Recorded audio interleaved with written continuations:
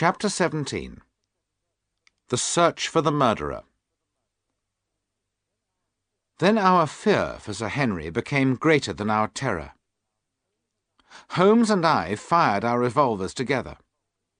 The creature gave a loud cry of pain, and we knew we had hit it.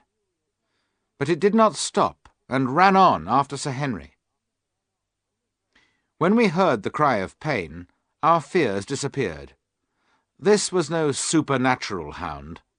Our bullets could hurt it, and we could kill it. We ran after it as fast as we could. I have never seen anyone run as quickly as Holmes ran that night, and I could not keep up with him. In front of us on the path we heard scream after scream from Sir Henry, and the deep voice of the hound. I saw the creature jump at Sir Henry and throw him to the ground. Its teeth went for his throat. But the next moment Holmes had emptied his revolver into the hound's body. It gave a last deep cry, its teeth closed on the empty air, and it fell to the ground. I put my revolver to its head, but I did not need to fire. The hound was dead. Sir Henry lay unconscious where he had fallen. Quickly we opened the neck of his shirt. Holmes had fired just in time, and the hound's teeth had not reached our friend's throat. Already his eyes were beginning to open, and he looked up at us.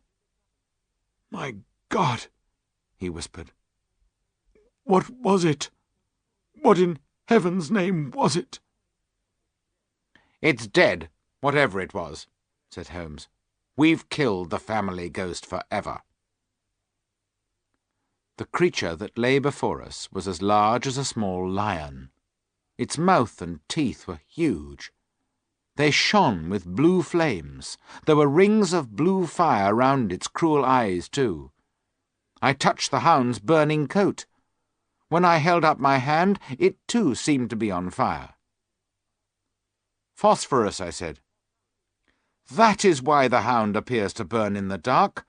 Stapleton put phosphorus paint on the hound in the hut beside the house."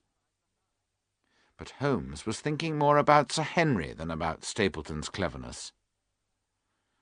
"I must apologize to you, Sir Henry," he said. "I put your life in danger. I expected to see a huge hound, but not a creature like this. The fog gave us a very short time to control our fear, and for moments we could not move." "Never mind," said Sir Henry. "You saved my life, and I thank you. Please, help me stand up. What are you going to do now?" Sir Henry's legs were shaking so much from his terrible experience that he could not stand. We helped him to a rock. He sat there and held his head in his hands. "We must leave you here, Sir Henry, and try to catch Stapleton. We shall come back as quickly as possible and take you to the Hall. Our case is complete, but we must now catch our man." I followed Holmes along the path back to the house. "We must search the house," said Holmes, "but almost certainly he won't be there. He probably heard the noise of our guns, so he knows his evil game is finished." The front door of the house was open. We went in and looked from room to room. All the rooms downstairs were empty, so we went upstairs and looked in all the rooms except one, which was locked. "There's someone in there," I said. "I heard someone move. Help me break open this door." We threw ourselves against the door, and as the lock broke, we went in. We held our revolvers ready to fire. In the middle of the room was a figure tied to a post. We could not see whether it was a man or a woman, as it was completely covered with sheets. Only the eyes and nose were free. We pulled off the sheets and untied the prisoner from the post. It was Miss Stapleton.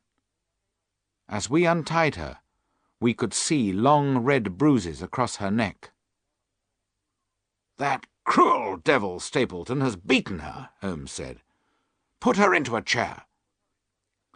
Miss Stapleton had fainted from the beating and exhaustion. As we put her into the chair, she opened her eyes. "Is he safe?" she asked. "Has he escaped?" "He cannot escape us, Miss Stapleton," Holmes said. No, I don't mean my husband. I mean Sir Henry. Is he safe?" "Yes," I said, "and the hound is dead." "Thank God," she said. "Thank God. Oh, the cruel devil! Look what he has done to me." She showed us her arms, and we saw with horror that her skin was black and blue where she had been beaten. "But he has hurt me more in other ways. While I thought he loved me, I accepted many things. But he doesn't love me. He has used me." "Then help us now," said Holmes. "Tell us where he is gone." "There is an old house on an island in the middle of the marsh," she said.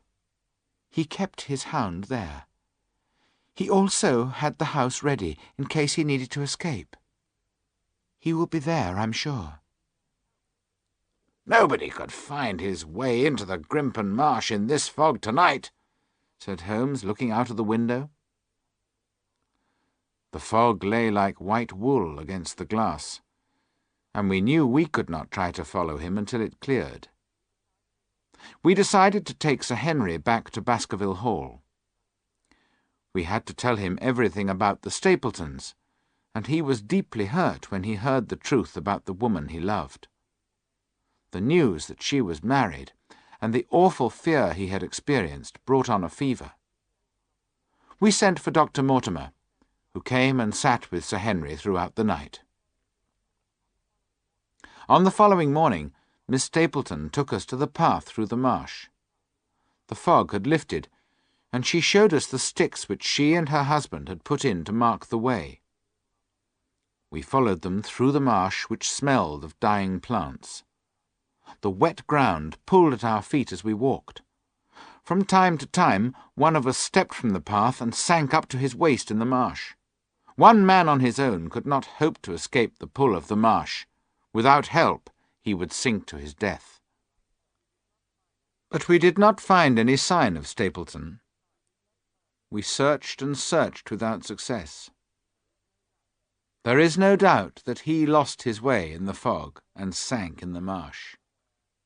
Somewhere deep down, his body lies to this day.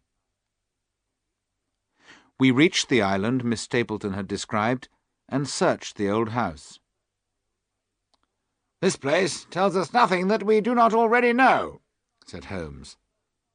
"These bones show that he hid the hound here, but he could not keep it quiet, so people heard its cries. Here is the bottle of phosphorus paint. Stapleton used it very cleverly on the hound. After what we saw and felt last night, we cannot be surprised that Sir Charles died of fright. And now I understand how Selden knew that the hound was following him in the dark. It's not surprising the poor man screamed and ran as he did. The old story of the supernatural hound probably gave Stapleton the idea of using phosphorus. Very clever. I said it in London, and I say it again, Watson. We have never had a more dangerous enemy than the one who is lying out there." And he pointed to the great marsh that was all round us.